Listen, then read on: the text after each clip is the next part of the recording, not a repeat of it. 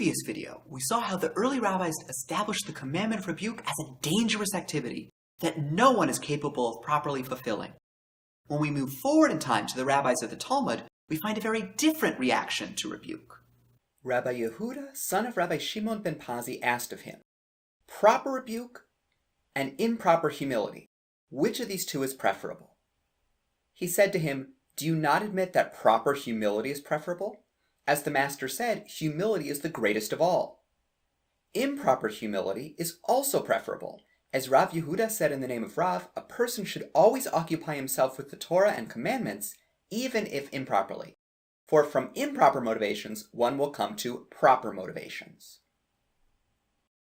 These rabbis weigh the value of humility and rebuke and find that humility is more important. In contrast to the early rabbis, who see rebuke as dangerous and even difficult, and therefore find themselves incapable of rebuke, in this section of the Talmud, the rabbis believe that rebuke is not as valuable as humility, and therefore actively choose to refrain from rebuke in favor of humility. The question that remains, however, is why? Why do the later rabbis compare rebuke and humility, and why do they prefer humility? The answer can be found when we turn to early Christian monastic literature. The desert monks of the 4th and 5th centuries also considered the question of rebuke versus humility, and also decided that humility was preferable.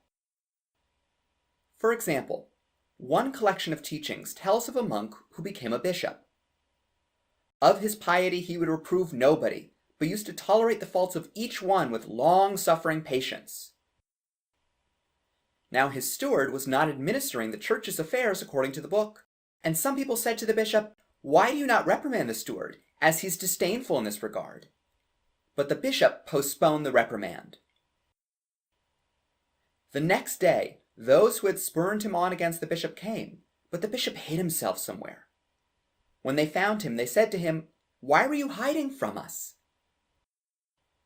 He answered, because in 2 days you want to rob me of what I achieved in 60 years by praying to God. For this monk, rebuking his wayward steward would have robbed him of his 6-decade streak of humility. So the rabbinic preference for humility over rebuke in the Talmud can be understood in light of the similar monastic preference for humility over rebuke. However, as we move forward in time, we encounter a contrasting rabbinic attitude toward rebuke. In the next video, we'll see how even later rabbis also question the value of rebuke, but come up with a very different answer.